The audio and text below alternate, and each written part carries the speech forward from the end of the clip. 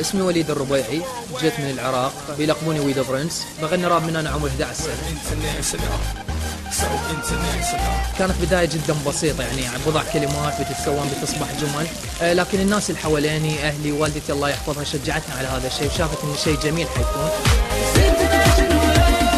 الوضع الأمني لما نتدهور في العراق أخرج كثير من المشاعر يعني في الإنسان، خاصة الإنسان العراقي. كتبت ما يقارب لحد الآن 3 أغاني عن الوضع اللي حصل. الله يرحمه كان إنسان جدا رائع يعني، وشجعني على أشياء كثيرة طبعا، وكنت أتمنى أن يكون وياي لهذا اليوم يعني، بس أكيد روحه بتكون في المكان مثل ما بيقول. في أي مكان غنيت قبل وما كان في حكام يعني، هذه أول مرة حياتي يعني أوقف قدام شخص يعطيني يعني رأيه بصراحة. عندي رسالة أحب أوصلها للعالم أجمع، إني مسلم إني عربي. شفت برنامج Arabs Got Talent هو أكثر البرامج شهرة والطريقة الأفضل لإني أوصل رسالتي للعالم أجمع، فلذلك قلت خليني أشارك فيه وإن شاء الله أتوفق فيه يعني، وأرفع اسم بلدي العراق وعلى ما أعلى.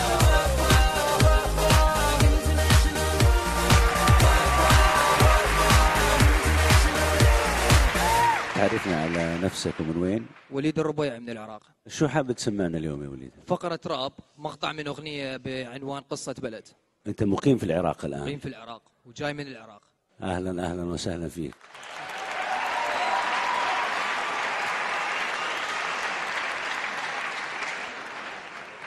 خلينا نسمع لو سمحت. يو في فترة من الفترات في وقت الطائفية حسيت ان بلدي كمربع الشطرنج، القطع متبعثرة. كنت اتمنى انهم يقولوا كش ملك، لكن تعذبنا، تبهدلنا، تهجرنا، تأذينا، مع ذلك بقينا ساكتين ما في حل بدينا، رضينا وقضينا وبحظنا اكتفينا، كثر غلبة الشجاعة انطبق علينا. للأسف اللي بيصير لنا في هالزمان نحن أهل المكان وبيطردنا الجيران. الله يرحم أيام لما كان في احترام، ما بنحقق الأحلام بس على الأقل كان في أمان. والآن نتكلم عن الواقع في هالزمن العجيب، سكان الأرض يسألون فهل هنالك من مجيب؟ خلونا نتكلم على الألم وانا لابس هذا العلم، يمكن يخرج الموضوع اطار الورقة والقلم. انا ما حتكلم عن الألم المكتوب على الأوراق، انا حتكلم عن الألم اللي اتكلم عن العراق. يا شعوب انت تصمون وتكون قرار، صاروا من ألم من شدة ألم امسك سلاحه وبدقة ضد الظلم، ضد العنف، ضد الدمار. هكذا أصبح الوطن تخريب ما في إعمار. كنا نسعى لصوت بلابل واليوم نسعى على الانفجار. ايش صار لنا يا بشر؟ قولوا ليش اللي صار؟ الشرطي والحرامي لابسين زي واحد، كل من يتكلم من حق طريقه يروح ما هو عائد. ايش ذنب هذا الشعب محكوم عليه بالاعدام؟ شفنا انواع التعذيب، شفنا انواع الاجرام. انت ابن هذا الوطن وتحس نفسك غريب الجثث بالالاف، صار الشيء ما هو عجيب. ولو حاولت تهرب منه يقول لك بلدك ما في مثله، وتحاول تبقى فيه دمك للفرات ودجله. هولاك حول لون النهر الازرق بالاحبار، واليوم هم بيحولون لاحمر بالدم. نقول تهن وتهن لكن يتجدد الاعصار، بلد الحضارات بيزيد الهم بعدها.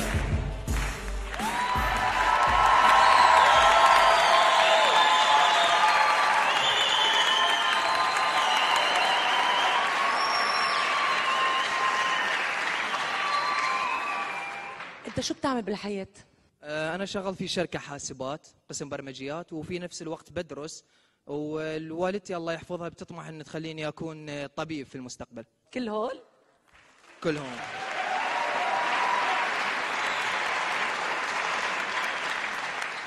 غنيت على مسارح غير هون؟ أي أكيد، بغني في العراق في مهرجانات، مؤتمرات، ندوات شبابية، حفلات تخرج يعني الجامعات. أنت محترف؟ لازم الإنسان يكون محترف بكل شيء.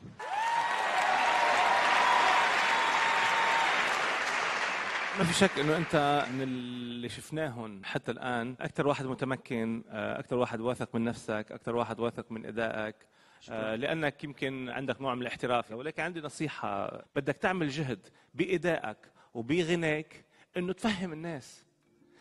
السرعه اللي ماشي فيها وصف الكلام والشعر ورا بعضه بيمنعك من انه ايصال رسالتك اللي انت هيدا هو الشغله النبيله اللي عم تجرب تعملها. رايك على راسي من فوق.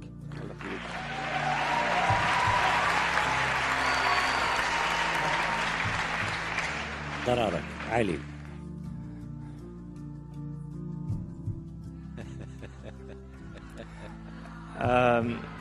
عندي إحساس إنه أنت ممكن إذا وصلت على المرحلة الثانية من البرنامج تقدم لنا عمل مختلف يحترم على الأقل بعض المبادئ اللي قلت لك إياها. إذا أنت قادر تعمل هالشي هيدا أنا بقول لك نعم.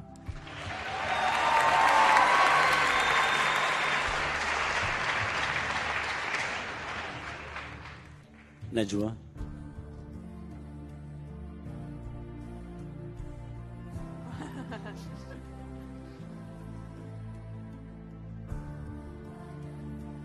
مهما ما حيكون رأيكم على راسي من فوق. تسلم.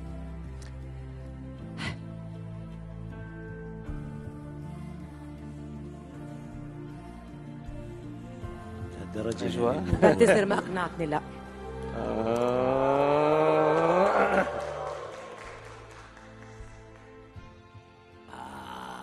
يا وليد يا ابو يا وليد.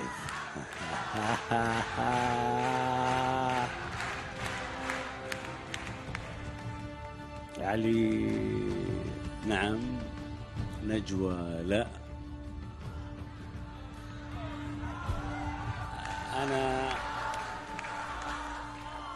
أنا نعم. شكرا جزيلا. Thank you very much.